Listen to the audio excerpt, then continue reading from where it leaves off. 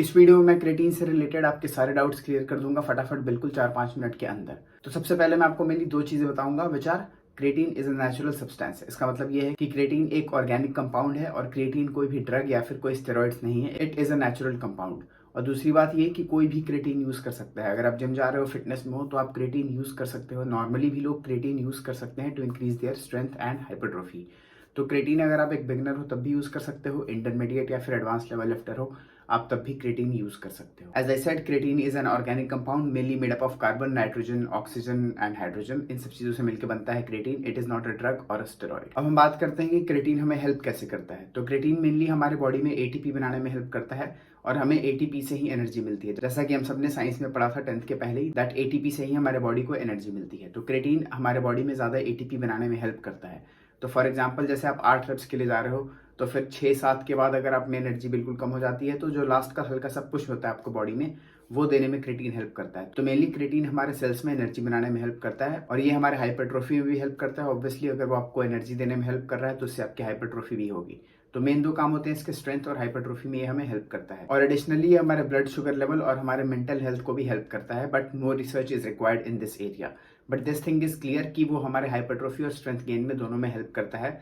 और creatine is the most research supplement. तो इस पे कोई डाउट नहीं है कि क्रेटीन इज रियली हेल्पफुल। तो अगर आप जिम जा रहे हो, किसी भी लेवल पे हो, आप बिगनर हो या फिर एक एडवांस लिफ्टर हो, आपको क्रेटीन लेना चाहिए। It will really help you. तो हमारे बॉडी में क्रेटीन नेचुरली भी प्रेजेंट होता है, बट पहले 5 डेज हमें क्या करना होता है कि क्रेटीन का जो लेवल होता है अपने बॉडी में उसको सैचुरेट करना होता है। इसको हम बोलते हैं लोडिंग फेज। तो क्रेटीन हमारे बॉडी में ऑलरेडी प्रेजेंट होता है बट उसका लेवल उतना हाई नहीं होता है। तो पहले 4 दिन हम जब सप्लीमेंटेशन स्टार्ट करते हैं उसमें क्या करते हैं कि इसका जो लेवल है उसको सैचुरेट करने का ट्राई करते हैं इन आवर बॉडी। इसको हम लोडिंग फेज भी बोलते हैं। तो पहले 4 दिन आप क्या करते हो, 20 ग्राम क्रेटीन लेते हो पर डे। इसको हम बोलते हैं लोडिंग फेज। और हर दिन जो आप 20 ग्राम क्रेटीन लेते हो इसको आप 4 या 5 सर्विंग में डिवाइड कर दोगे। फॉर एग्जाम्पल, अगर आप हर सर्विंग में 5 ग्राम क्रेटीन ले रहे हो तो फिर आप दिन के 4 सर्विंग्स लोगे। तो फिर आपका डेली का 20 ग्राम हो जाएगा फॉर द फर्स्ट 4 और 5 डेज।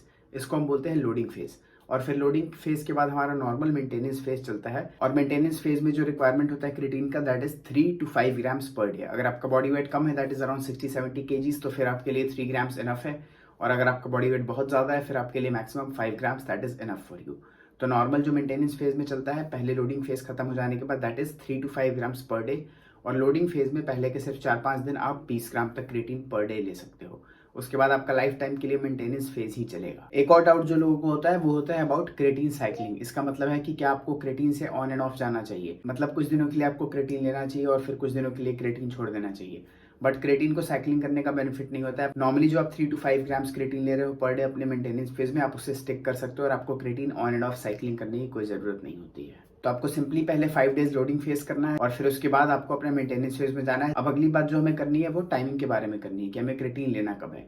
तो क्योंकि क्रेटीन का आपके बॉडी भी इफेक्ट लॉन्ग टर्म होता है, तो इसलिए क्रेटीन आप कभी भी ले सकते हो। वो कोई प्री वर्कआउट जैसा या फिर पोस्ट वर्कआउट जैसा नहीं है। जैसे वो कैफीन नहीं है कि उसका इफेक्ट आपके बॉडी में 30 मिनट्स या फिर 1 आवर में होगा और उसके बाद वो क्रैश कर जाएगा। तो क्रेटीन का इफेक्ट ऐसा नहीं होता है। Creatine helps you in the long run और इस कारण से आप क्रेटीन कभी भी ले सकते हो। किसी किसी स्टडीज के अकॉर्डिंग थोड़ा थोड़ा स्पेसिफिक टाइमिंग होता है, जैसे पोस्ट वर्कआउट थोड़ा बेटर होगा, बट ओवरऑल वो उतना इफेक्ट नहीं करता है और आप क्रेटीन किसी भी टाइम पे ले सकते हो, सुबह से शाम में, आपकी मर्जी है। मैं यूजुअली क्या प्रेफर करता हूँ, पोस्ट वर्कआउट अपने प्रोटीन शेक में ही क्रेटीन डाल देता हूँ और वे प्रोटीन और क्रेटीन दोनों साथ में कंज्यूम कर लेता हूँ, या फिर रात को या फिर एनी टाइम। तो ऐसा कुछ नहीं है, मैं बस वो प्रेफर करता हूँ पोस्ट वर्कआउट में प्रोटीन के साथ ही मिला के पी जाना, ताकि मेरा डेली का डोजेज मिस भी ना हो और पोस्ट वर्कआउट एक ही शेक में मेरा प्रोटीन और क्रेटीन दोनों का इंटेक पूरा हो जाए। और क्रेटीन आपको कौन सा लेना है, तो क्रेटीन मोनोहाइड्रेट बेस्ट होता है। क्रेटीन के भी 3-4 फॉर्म होते हैं but monohydrate is the most simple one and the most researched one.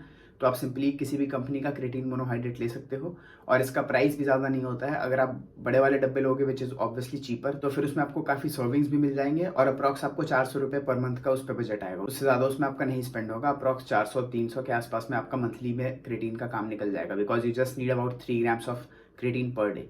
तो वे प्रोटीन से अगर आप कंपेयर करोगे तो क्रेटीन इज मच चीपर। तो क्रेटीन चीप भी होता है, आपकी काफ़ी हेल्प भी करता है और आप किसी भी लेवल के लिफ्टर हो, चाहे आप बिगनर हो या फिर आप एक एडवांस लिफ्टर हो, तो आप क्रेटीन ले सकते हो।